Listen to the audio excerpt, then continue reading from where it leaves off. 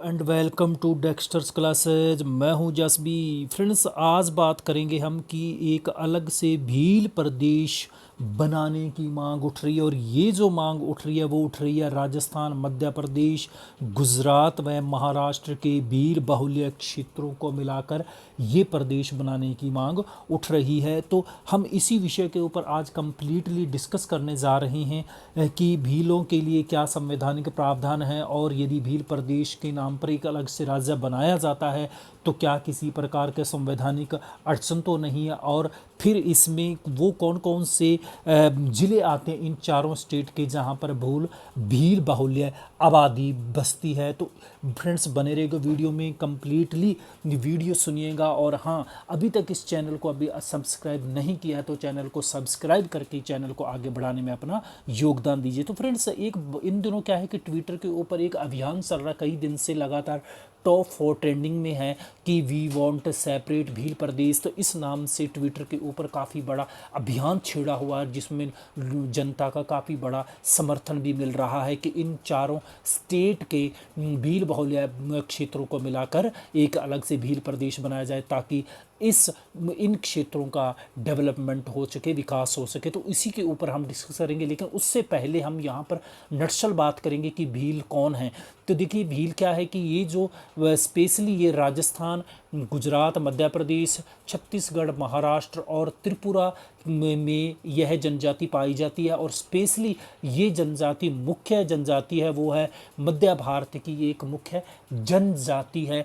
तो यहाँ पर ये भीलों की हम बात कर रहे हैं। और लेकिन यदि आप इस शब्द की उत्पत्ति की बात करो, भील शब्द की, तो भील शब्द व्हील से बना है, और जो कि द्रविड़ भाषा में जिसे धनुष कहा जाता है, और ये धनुष विद्या में काफ़ी ज़्यादा पारंगत होते हैं। तो इसलिए इनको भारत का धनुष पुरुष के नाम से भी पुकारा जाता है, यानी कि भील लोगों को। तो इसलिए इन्हें भील से ही ये भील बना है। आप यहाँ पर बात करेंगे हम कि इस जनजाति को दो भागों में बांटा गया है। एक तो उजलिया यानी कि क्षत्रिय भील है, कि जो मूल रूप से क्षत्रिय लोग हैं, लेकिन मुगल वंश के आक्रमण के समय ये जंगलों में चले गए और फिर उसके वहीं पर ये हमेशा के लिए बस गए थे। और दूसरी जो इसी की शाखा है, यानी कि दो जनजातियां हैं, ये तो एक लंगोट भील, वो हमेशा से वनों में ही रही है और मूल रूप से ये वनों में रहने वाली जनजाति है, और इनके जो रीति रिवाज है, रिचुअल्स हैं, वो काफ़ी ज़्यादा पुराने हैं। और ये मध्य प्रदेश की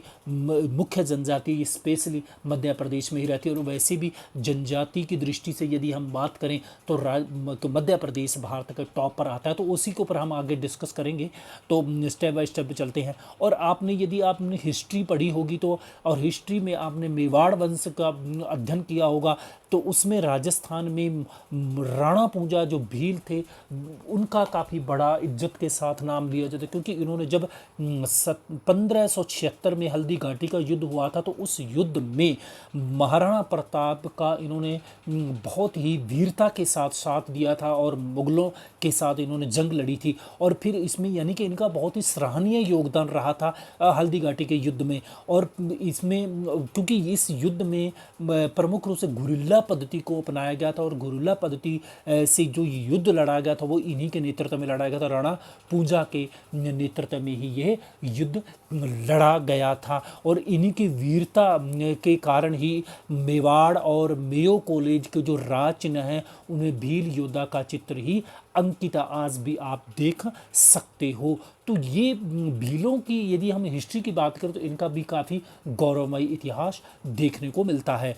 और यदि हम इनकी जनसंख्या की, जाति की हम बात करें तो देखिए, और भारत की यदि हम संख्या की दृष्टि से देखें तो भारत की सभी जनजातियों में ये सबसे बड़ी जनजाति है भील। और यानी कि 2013 की जनगणना के 2013 के आंकड़े के अनुसार ये क्या है कि 1.7 करोड़ इनकी जनसंख्या है। और यदि हम इनकी ओवरऑल जनजाति की हम बात करें तो सन 1961 की जनगणना के अनुसार 3 करोड़ ट्राइबल थे, और 2011 की जनगणना के अनुसार ये हो गए हैं 10.42, और 2021 का अब आंकड़ा आएगा तो उसमें देखते हैं कि क्या वृद्धि दर रहती है। लेकिन दशकीय वृद्धि दर की बात करें तो 23.7%, यानी कि 24% के आसपास इनकी वृद्धि दर रही है। और कुल जनसंख्या में इनका प्रतिशत वो 8.6% और ग्रामीण जनसंख्या में 11.3% का इनका योगदान है। ओवरऑल भारत की हम यदि हम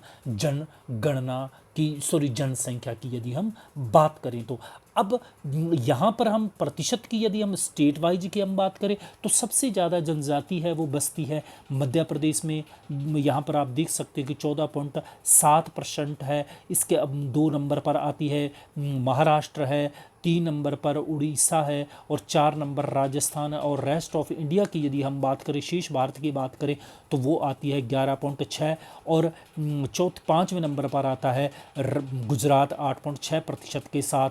तो ये इनकी भी मतलब भारतीय जनसंख्या में भी बड़ा इनका भी जनजातियों का भी जनसंख्या की दृष्टि से योगदान है।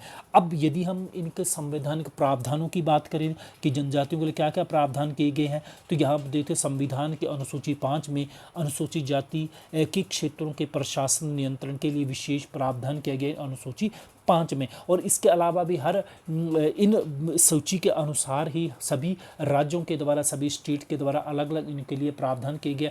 यानी कि जिस प्रकार आप राजस्थान की बात करें, मध्य प्रदेश की बात करें, अन्य राज्यों की बात करें तो टीएसपी के नाम पर एक अलग से इनका यानी कि श्रेणी अलग से निर्धारित की गई और इनका फिर उन्हीं टीएसपी के क्षेत्रों के अंदर ही इनको अलग से ही इनका रिक्रूटमेंट होता, भर्ती होती है और उनके लिए अलग से ही विशेष रूप से सीटें निर्धारित की गई है। और इसी प्रकार अनुसूची 6 में असम, मेघालय, त्रिपुरा, मिजोरम राज्यों के प्रशासन नियंत्रण के बारे में भी विशेष उल्लेख किया गया है। और यदि आप सब अनुच्छेद 338 ए के तहत 89 में संविधान संशोधन अधिनियम 2003 के तहत 2004 में अनुसूचित जाति जनजाति आयोग का अलग से गठन किया गया, क्योंकि पहले क्या होता था कि अनुसूचित जाति और अनुसूचित जनजाति का एक अलग संयुक्त आयोग होता था, लेकिन अब 2004 से एक इनका अलग से आयोग बना दिया गया 89 में संविधान संशोधन के तहत। और इसी अनुच्छेद के तहत 338 ए जोड़ा गया और पहले 338 के तहत SC/ST कमीशन था और अब 338 ए बनाकर इनको अलग से आयोग गठित कर दिया गया है। और इसके अलावा यदि हम राज्यों के अब गठन की मांग कर रहे हैं तो इसमें ये अनुच्छेद, जैसा कि आप लोगों ने पढ़ा होगा कि आर्टिकल 2 में नए राज्यों के निर्माण या फिर अन्य प्रदेशों को मिलाकर या दूसरे देशों से अर्जित करके किसी प्रदेश को बनाना, एक उसमें शामिल कर लेना का प्रावधान 2 में है। और 3 में कहा गया कि नए राज्यों का निर्माण की बात कही गई है या फिर जो मौजूदा राज्य है उनके क्षेत्रों को बढ़ाने का भी सरकार के पास अधिकार है। तो इस प्रकार का संवैधानिक प्रावधान तो पक्ष में है, यानी कि किसी प्रकार का आड़े नहीं आता है। अब यहाँ पर बात करें तो यदि हम 20 राज्यों की मांग की हम बात करें तो स्पेशली कहाँ उठ रही है तो ये उठ रही है कि 4 स्टेट में उठ रही है, वो है राजस्थान, मध्य प्रदेश, गुजरात और महाराष्ट्र के ट्राइबल यानी कि जनजातीय बहुल क्षेत्रों में ये मांग उठ रही है। और इनके जो ज़िले देख लीजिएगा आप, प्रमुख रूप से इनके चारों स्टेट के हैं की है। जैसे दक्षिणी राजस्थान की हम बात करें तो इसमें डूंगरपुर, बांसवाड़ा और प्रतापगढ़, इन 3 जिलों में सबसे ज़्यादा भी लोग बसते हैं, तो इनकी बात की जा रही है। इसी मध्य प्रदेश के रतलाम, झाबुआ, अलीराजपुर, धार, पेटलाबाद इत्यादि गुजरात के हैं पूर्वी ज़िले हैं, जैसे पंचमहल है, गोधरा है, दाहोद है और इसी प्रकार दक्षिणी जिला डांग है। तो महाराष्ट्र के उत्तरी ज़िले हैं, यानी कि महाराष्ट्र के उत्तर के जितने भी ज़िले हैं वो आप देख सकते नासिक और धुले आते हैं। और यहाँ पर आप एक बार मैप में भी निहार लीजिएगा, ये देख लीजिएगा कि ये जो है राजस्थान की हम बात करें, राजस्थान का दक्षिणी आ गया, इसी प्रकार दक्षिणी पूर्व गुजरात का आ गया, उत्तरी इसका मध्य प्रदेश का आ गया और उत्तर पूर्व दक्षिण आ गया महाराष्ट्र का। इनको मिलाकर एक अलग से भील प्रदेश बनाने की मांग की जा रही है। और मांग क्यों उठ रही है? सबसे पहली बात यहाँ पर इनकी स्पष्ट रूप से मांग ये है कि जिन जगहों से भील समुदायों को भगा दिया गया था और वहाँ पर औद्योगिकरण कर दिया गया, और इसलिए इनकी मांग है कि वहीं पर इनको पुनः बसाया जाए ताकि ये अपनी संस्कृति को, अपनी राइट्स को वापस पा सकें, अपनी पहचान को पा सकें और अपनी विरासत को संजो कर रख सकें। इनकी प्रमुख रूप से ये डिमांड है। और इसके अलावा ये औद्योगिकरण के प्रमुख रूप से विरोधी है, क्योंकि देखिए औद्योगिकरण की वजह से ही इनका पलायन किया गया और वहाँ पर इंडस्ट्री बन गई और ये फिर वहाँ से भाग भाग कर दूर दुर्गम स्थानों पर चले गए, जिस वजह से ये बेसिक फैसिलिटी से भी वंचित हैं। तो इसीलिए इनका प्रमुख रूप से मांग है कि जितने भी नेचुरल सोर्सेज हैं उनके ऊपर सबसे पहला हक है तो वो है इन आदिवासी समुदायों का। तो इसलिए ही भी इस प्रकार की मांग उठ रही है। और यहाँ पर आप एक अभी हम मैप यहाँ पर देख सकते हैं आप, ये जो मैप है ये मैप है और सन 1896 का मैप है। तो यहाँ पर आप देख सकते हो 1896 का मैप के अंदर इनका ये कह रहे हैं कि ये हमारा एक अलग से एक कंट्री हुआ करता था, भील कंट्री के नाम से ही था।